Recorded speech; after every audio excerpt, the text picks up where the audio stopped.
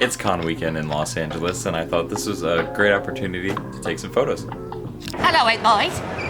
Do not burn the candle at both ends, as it leads to the life of a hairdresser. Thank you so much. I appreciate that. I almost forgot to do this. Everybody who goes to a con obviously has a con haul, and I want to show you guys earrings. Little cute little earrings. Look at that. Check it out. Little Pocky earrings. I think these are adorable. Here's a picture of me with them on. Ain't I a cutie? Earrings part 2. I got these little star earrings. Da, da, da, da, da. And here's a picture with those. Also look adorable. I also got this little pin. Dream big. Make sure you always dream big. Have goals, have life goals, and seek them out. At the Insomniac station, they had all those beads. You'll see a picture of that later. Look it out. Look, I spelled my name, Corey. This wristband sucks. I definitely made it too small and very thin on the beads. Ooh, what's that? Well, these are wax melters. Pieces that you, ooh, a little ASMR. Little wax pieces that you melt in one of these little things that you melt wax in, and it puts some nice fragrances in the air. Assimilation complete. It's a little bit of a play on the thing. Arctic Horror. Give her a little smell. Smells fresh. Ooh, one of the big tables I went to was the Los Angeles Public Library table. Yes, they had a table at the con. Kind of like a bookmark. I've already ruined. I got a library directory, some paper, but I think the cool stuff is over here actually. Got a little booklet. I think that's pretty neat.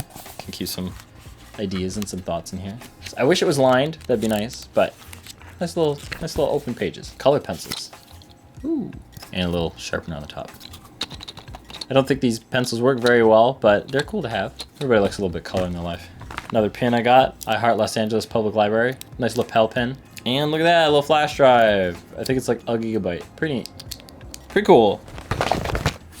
Found me a little lion sticker, hella cute. Look at him. He's just a good boy. You get a ton of business cards going to these places. And I like to collect them. So, ooh, who's this?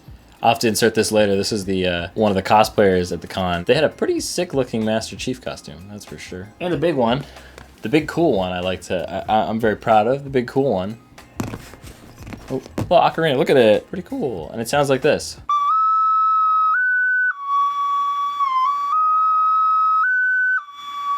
Yeah, something like that, you know? You just practice on it, you get better. Oh boy, busy weekend. 3 days of Comic-Con is a lot. I wanted to buy more things, couldn't. I went to Comic-Con this year with the goal of taking photos and just trying to see what I can make the best of with the natural light that is in a convention center. Now you're gonna run into a lot of problems with that. The natural light that's inside any building doesn't always look great. I often find myself trying to take photos near windows where the outside lighting, the outdoor lighting can kind of filter through. And there were plenty of people who had actually brought their own equipment so they could get some nice lighting of the people in cosplay.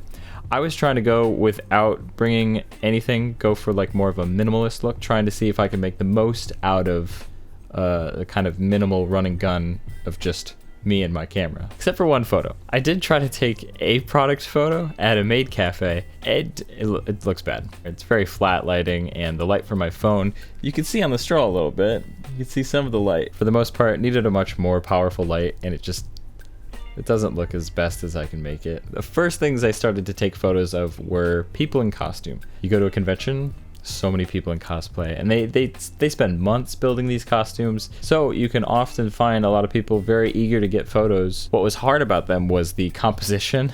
I flipped between my 18mm and my 45mm. I think I spent most time using my 45mm, but we did get some nice 18mm shots. Most of the time I pointed my camera at the ceiling, trying to hide the other con folks in the background, or use a really open f-stop, really open that up just to blur the background so that all of the focus is on the subject. And for the post-production for these cosplayers, I tried to go for a very clean photo edit, the kind of process you'd probably do for a lot of event photography. Just very clean image, see what was there, see what it looks like for real.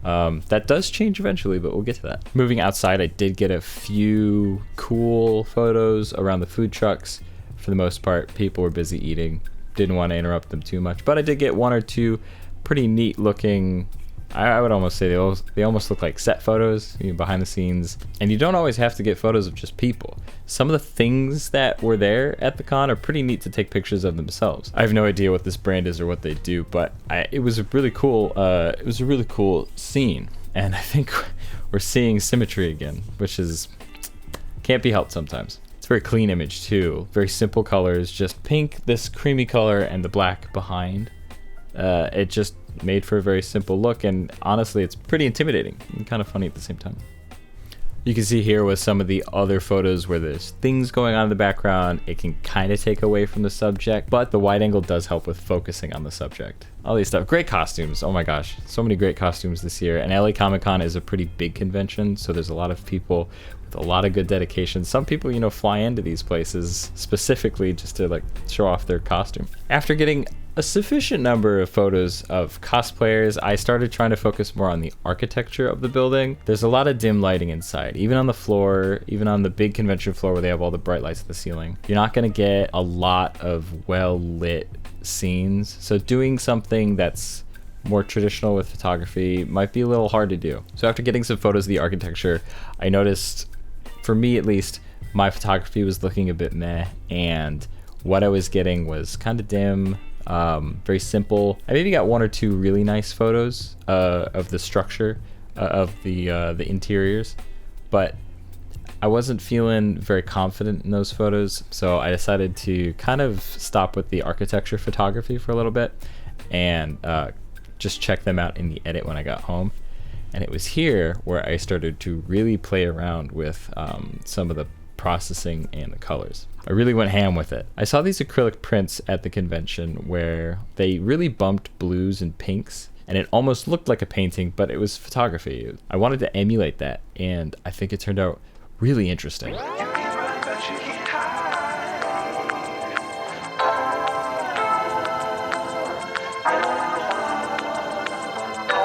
You can take a very simple photo, and just by playing with the colors a little bit, you can really make a colorful, crazy image. Now combine that with like interesting texture, interesting architecture like this photo here, and you get just an insanely colorful, interesting looking photo.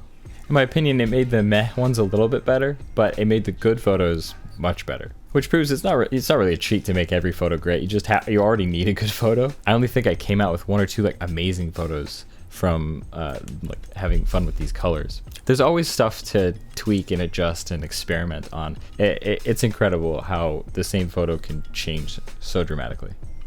So on the second day, I wanted to take more photos of cosplayers, but I wasn't sure where to go with them. But it wasn't until someone passed me in like a historically accurate samurai outfit where I started thinking about old photos of samurais, old photography from the early 1900s, late 1800s, just those old style photos of soldiers, of people in samurai, and I thought, wonder if I can recreate that.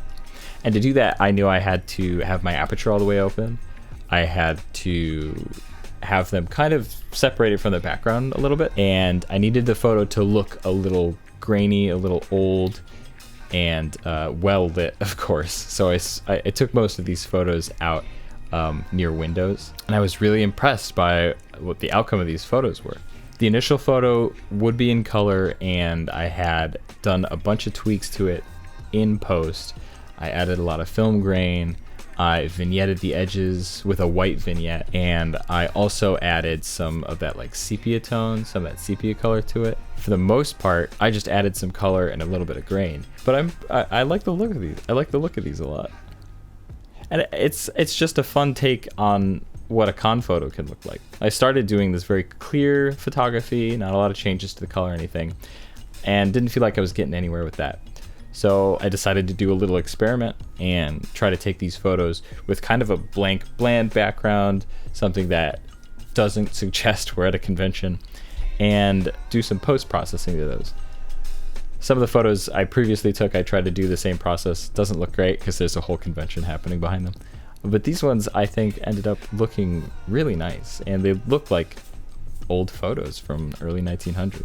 I do like how they all still say LA Comic Con, like in all of them. Someone's got a badge that says LA Comic Con, so it really does date it. So what do we learn? Have fun. I think have fun. Have fun with photos. Go out, Take photos. Don't stop taking photos. I think, yeah, it's maybe an outro now. But you can't hide. Can't hide. You can run, but you can't hide. You can run, but you can't hide.